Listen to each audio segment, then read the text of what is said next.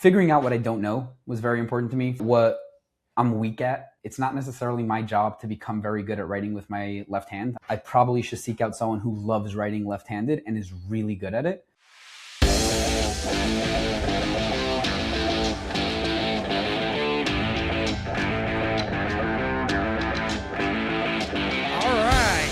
Ladies and gentlemen, boys and girls, welcome to another episode with High Stakes with Steve Rozenberg, with yours truly, Steve Rozenberg. Look, I say this every time and I'm going to keep saying it. You know, I believe that life, not just business, but life is all about relationships.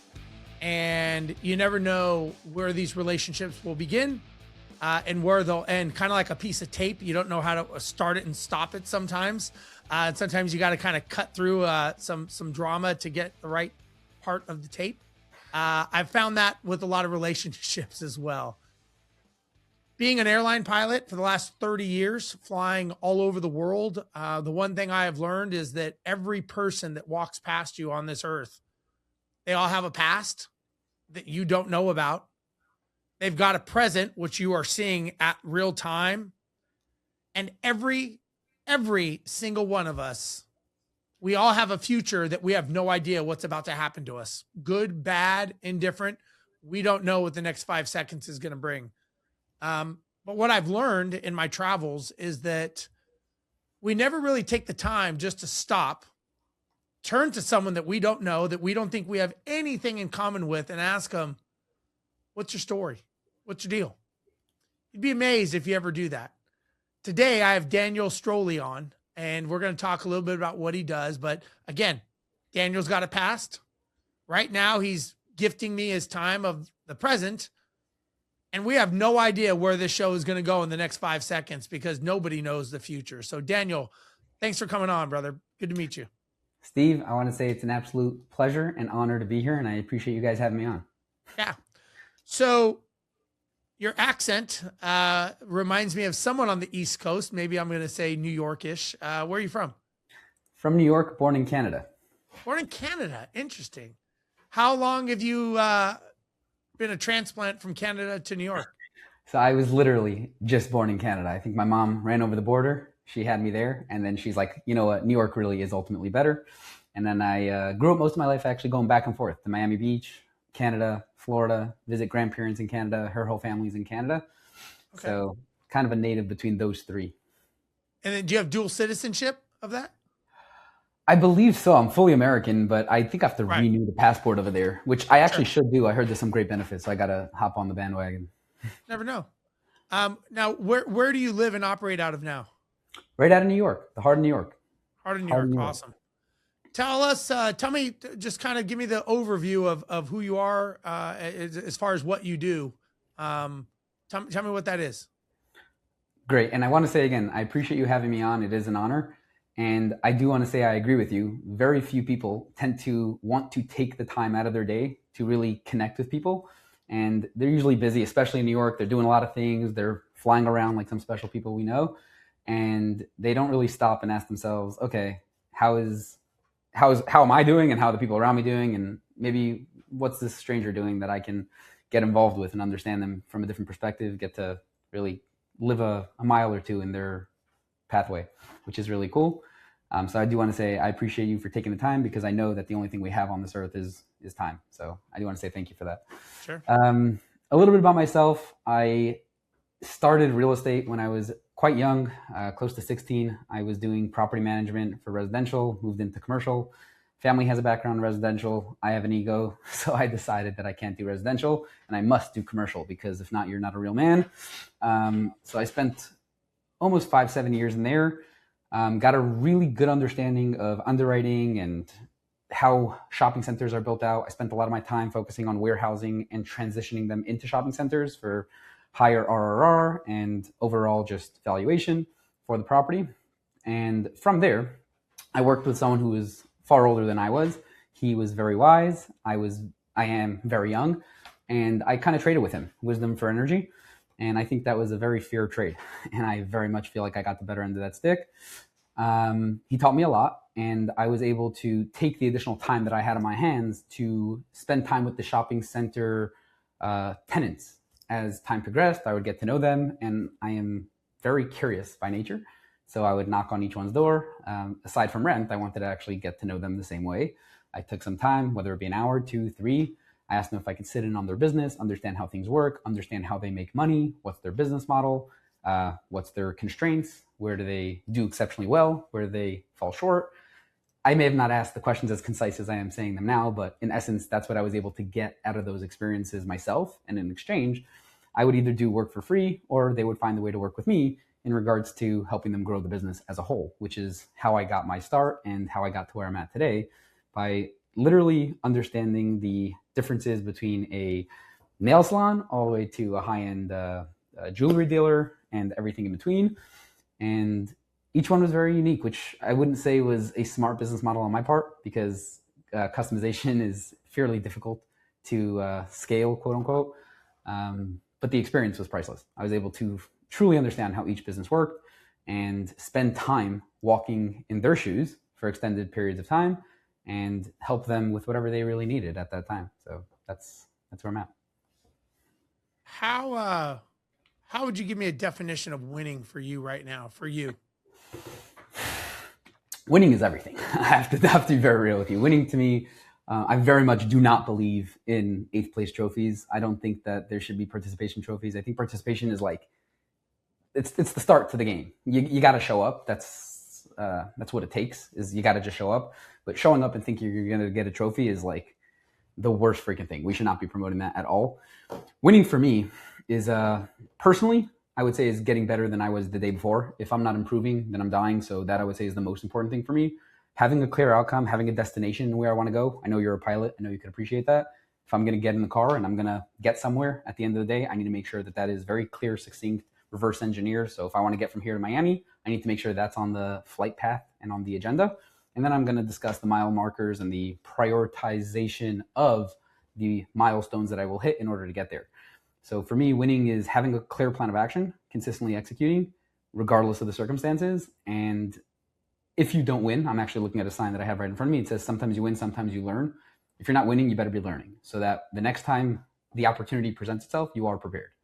That's what winning means to me. So before you saw wins in life, tell me about a time that you were quietly surviving a mess internally that you had to work through that you never talked about. Oh, that's a great question. I have tremendous amount of different ones, from family to health to business. I'm sure everyone has their own struggles. I think here the goal would be to see even how the listener would be able to benefit most. I know that we're mostly focused on business, so I'll keep it business for a second. I would say figuring out what I don't know was very important to me. Figuring out what I'm weak at is something that was very important to me along the way. Understanding the weaknesses and understanding that it's not necessarily my job to become very good at writing with my left hand. I am a righty, so I probably should seek out someone who loves writing left-handed and is really good at it. But the painful portion is learning and not knowing what you don't know. So throughout that process, whether I did social media marketing campaigns for companies, like that's a no bueno for me, only because it takes a long time to get results. You're really nurturing the audience and everyone wants to get results now. They want to make money today. If I spend money today, when am I going to get my money back? When's the ROI? Like, a lot of companies have that philosophy. They're really thinking 1 year, 2 year, 3 year. And I would say, since I was young, a nugget of wisdom that I've been able to accumulate over the time is to really think more long term, 10 years, 20 years, 30 years, 40 years, dare I say 100 years. And if I'm going to do something for a day, I want to make sure that I'm going to do it for a decade. So understanding that throughout the process was important to me. But as you're going through the pain points, you don't really see it.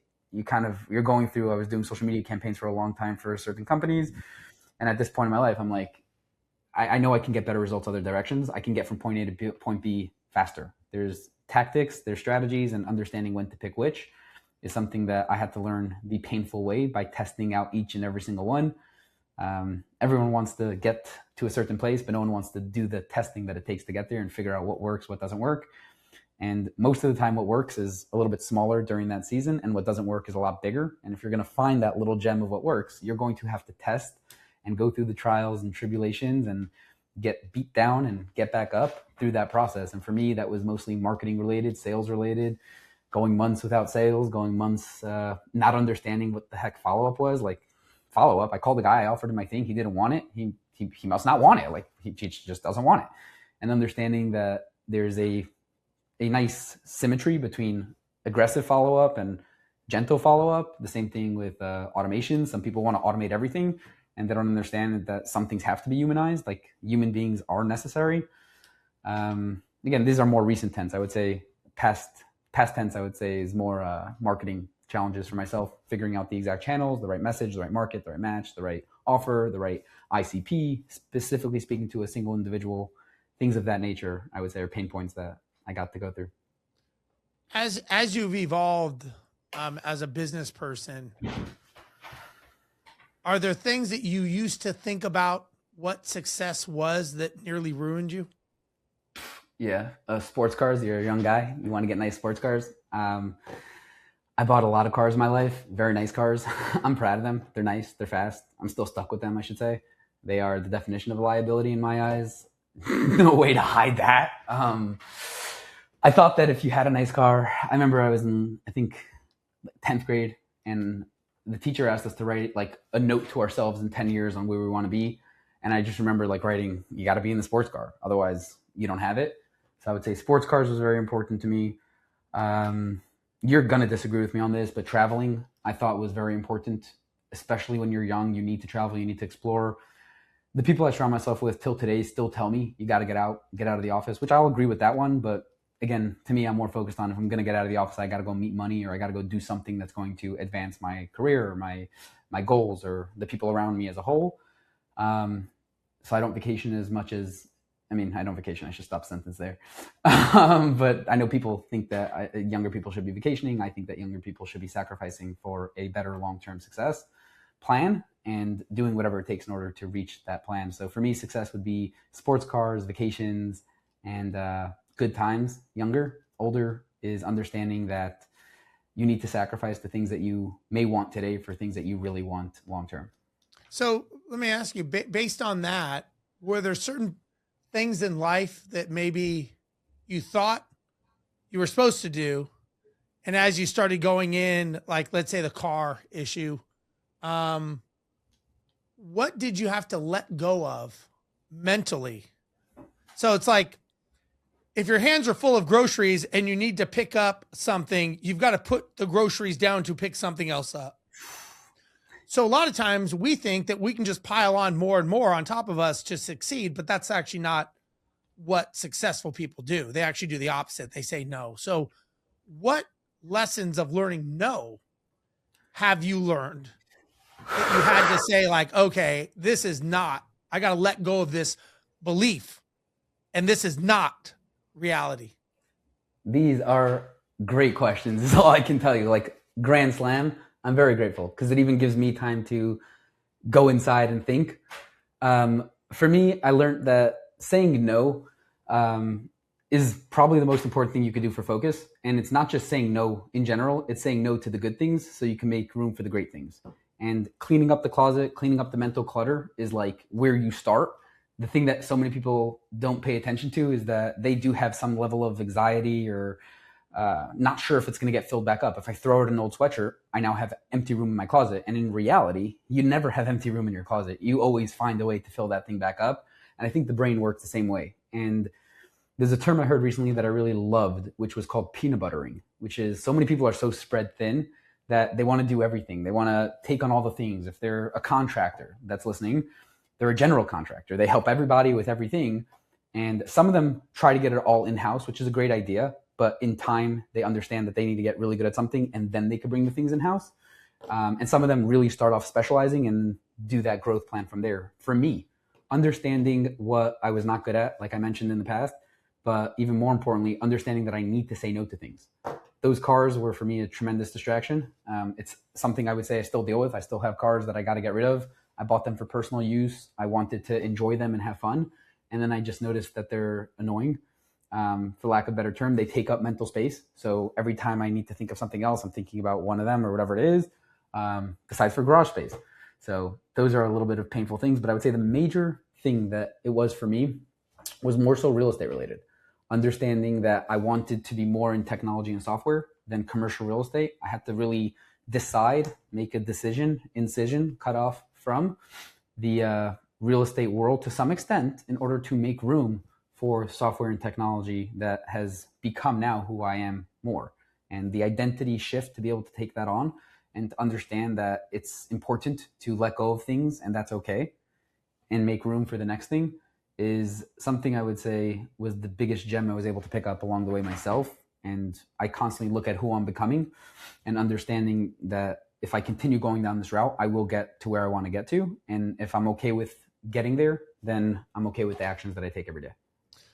So before we get into what you're doing today, I'm just curious, like, if you didn't make decisions, if you didn't do what you were doing right now, what do you think you'd be doing in life?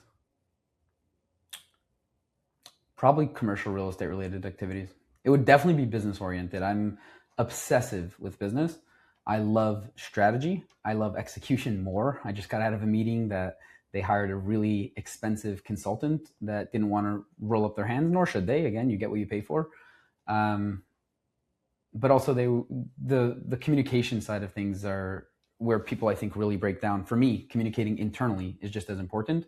If I wasn't where I was at today, I would either go down a route of some level of public speaking and communicating because I am still a fan of communication, or real estate. If I had to bet, I would probably bet on real estate. It would probably be working my way up as a commercial real estate broker somewhere in the bottom of the Lower East Side, Lower West Side, or financial district. And from there, I'd probably want to have my own brokerage or real estate investment firm. I would say commercial real estate investment firm would be that path that got cut away from.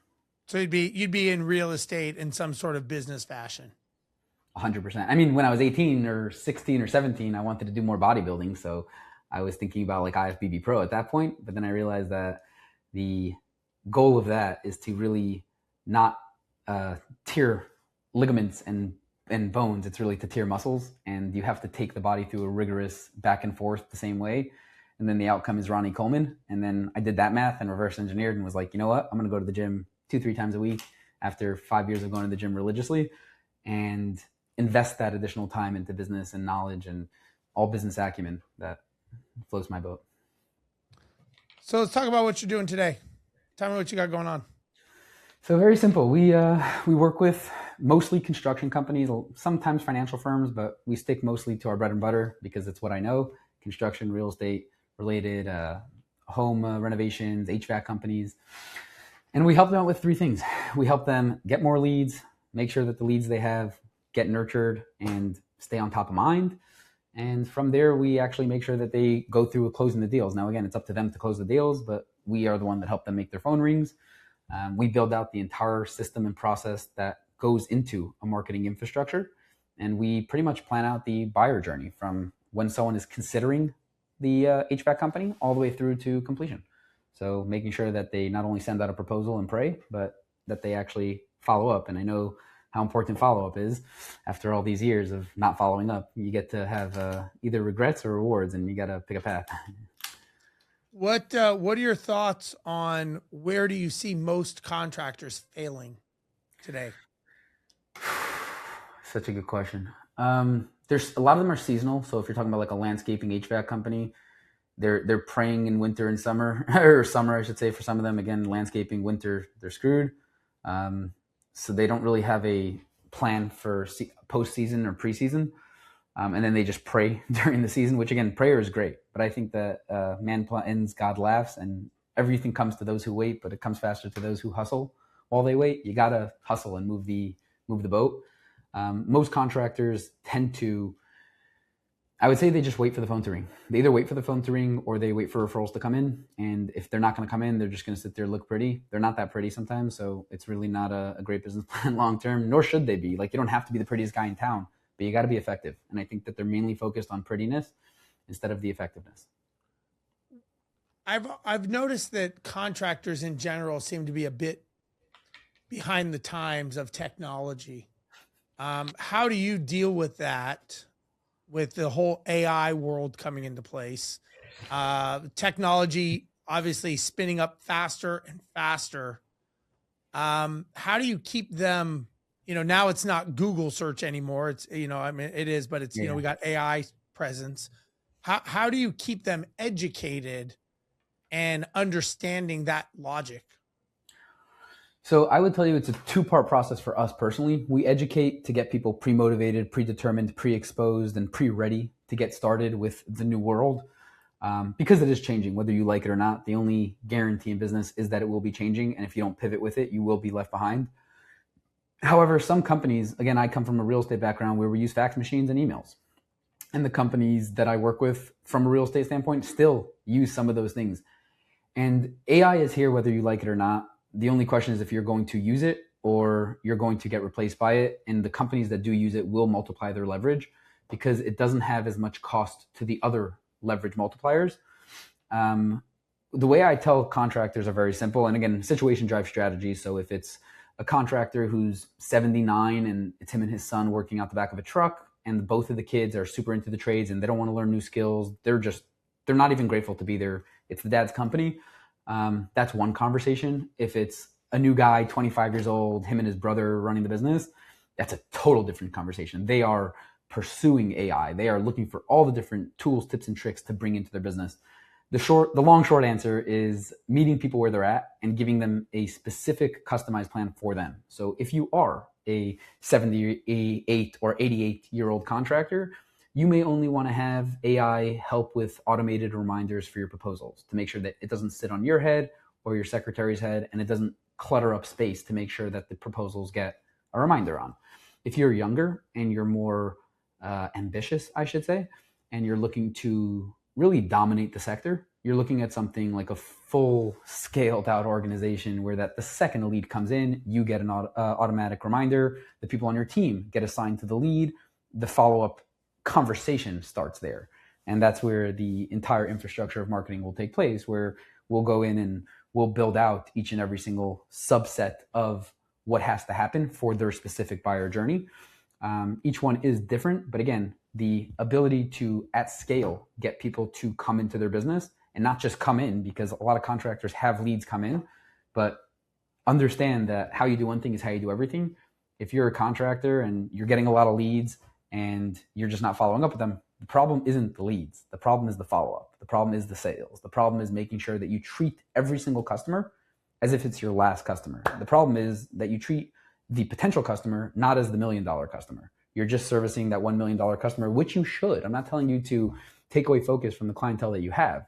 What I'm saying is every lead that comes in, they're not created equal. Every person that visits your website is not created equal. But the ones that do make it in, the ones that you do go out and give proposals to, those are the ones that you have to spend extra focus and attention on. And you should treat them as if they're your very last client you are ever going to get. And make it that it's their number one responsibility to bring you in more business. And they should be the one that's bringing you in referrals. They should be the one that's helping you grow the business because of how great of a work that you deliver on. You're making promises to the world and you're fulfilling on them. You deserve to be rewarded. So your company, for lack of a better term, is an SEO to bring in to make the phone ring. Is that from a layman's term? Is that correct? It's a partial. What we do is, just for clarification, we do business development. So specifically focused on the front end of the business. Every business has marketing and product. You have to have something to sell to people, i.e. making promises to the marketplace, and then you got to deliver on those promises. If I tell you you're going to get something and I don't do it, you have a bad product. If I tell you something that doesn't exist the same way and you're just, barking up the wrong tree with your marketing efforts, then you're doing bad with marketing. Most businesses have one or two constraints. It's either supply or it's demand. That's what it's going to be. Businesses don't necessarily change throughout time. The fundamentals stay the same. How the businesses operate do change fundamentally.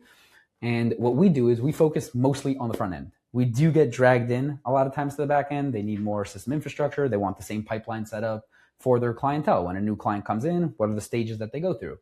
Do we send out a thank you email at the end of the day? Do we send out a thank you package? Each company is different. But the client success journey and the marketing success process, meaning the buyer journey, are we just trying to get the phone ring, meaning you just want more leads that don't know you, they don't like you, they don't trust you. When they call you, they're like, oh, how much you charge? Oh, this amount? Okay, bye. So they're just comparing you based off price. Then yeah, you can get that, but do you really want that? The question is, do you want to educate the people before they come in you want to make sure that they know who you are? They want to understand what you're about. And by the time the phone rings, it's with someone who is ready to go. And whether you give them a high price, a low price, a middle price, that's irrelevant. They're not making decisions based off price.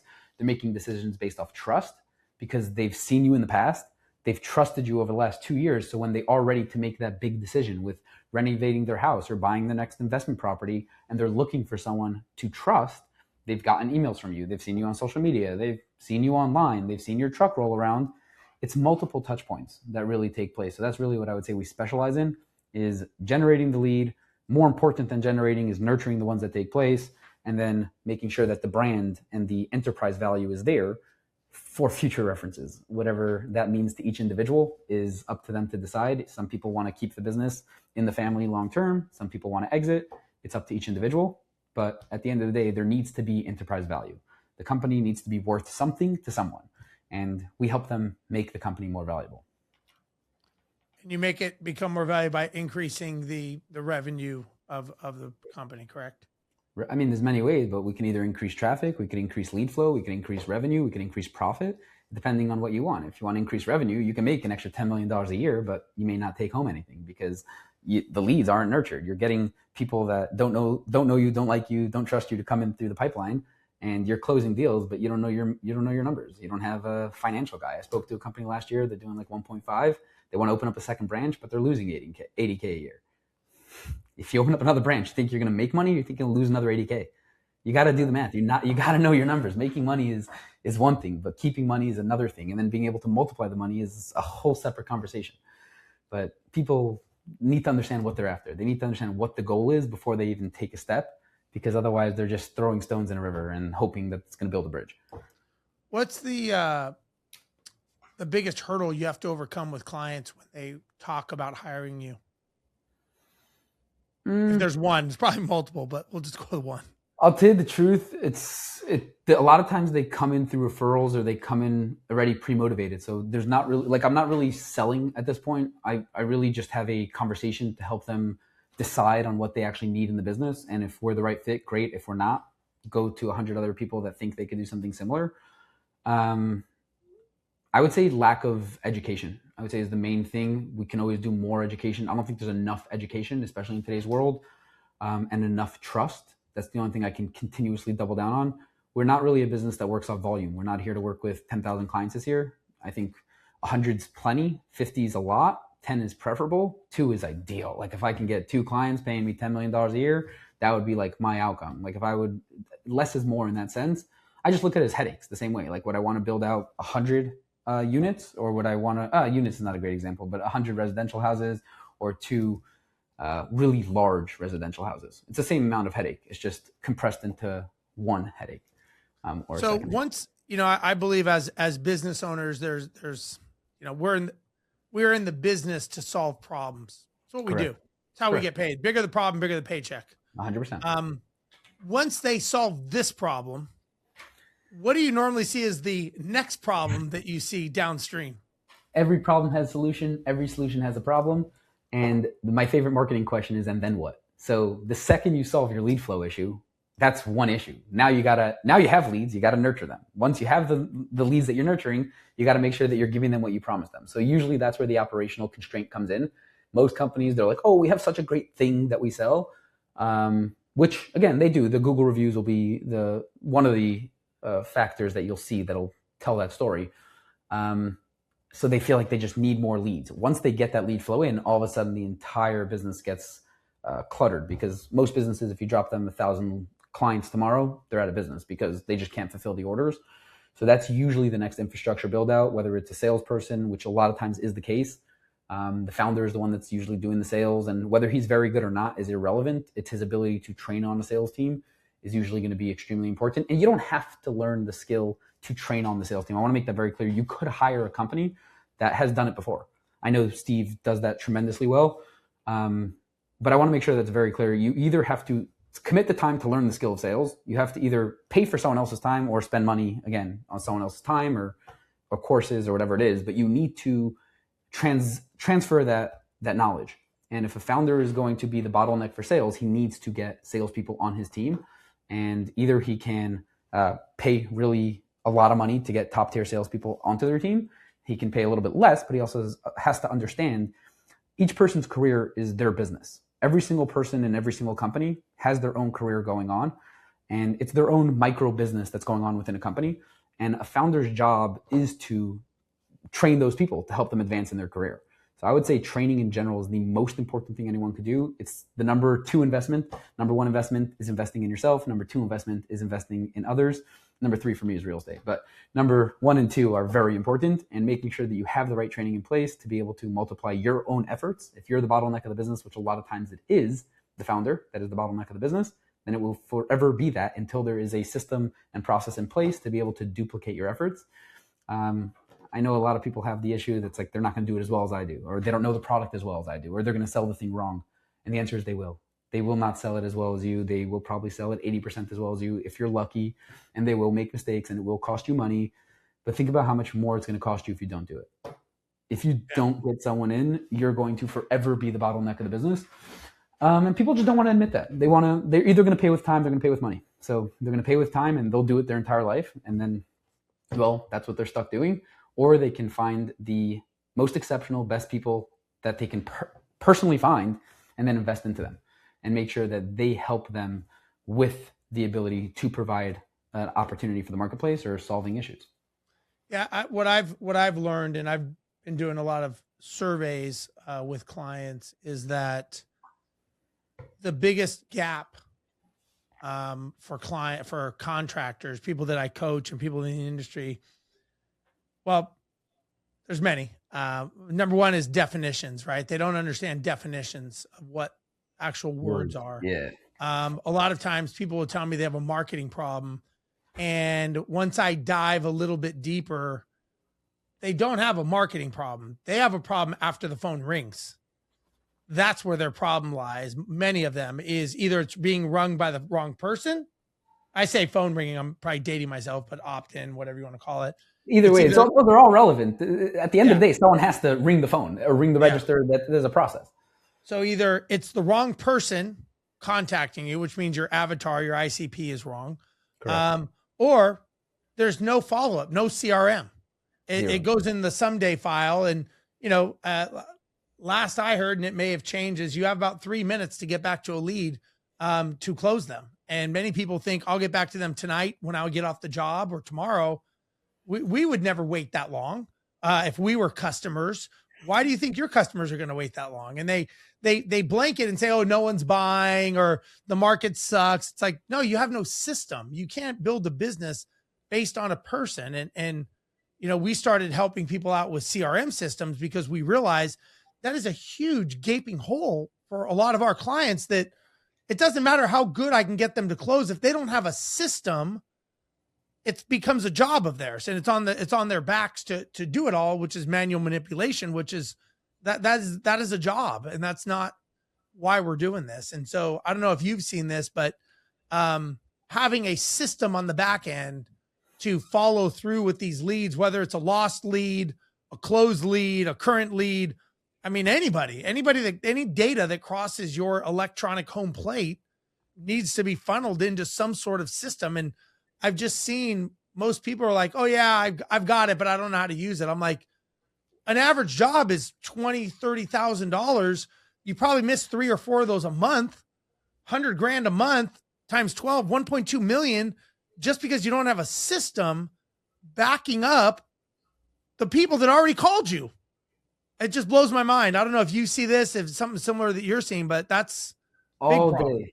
It's, to me, the definition of an organization is that you're organized. You need to make sure that when a lead comes in, to answer your question with, people that are more outdated, their system involves a Wix website that has one form on page 212 that's broken.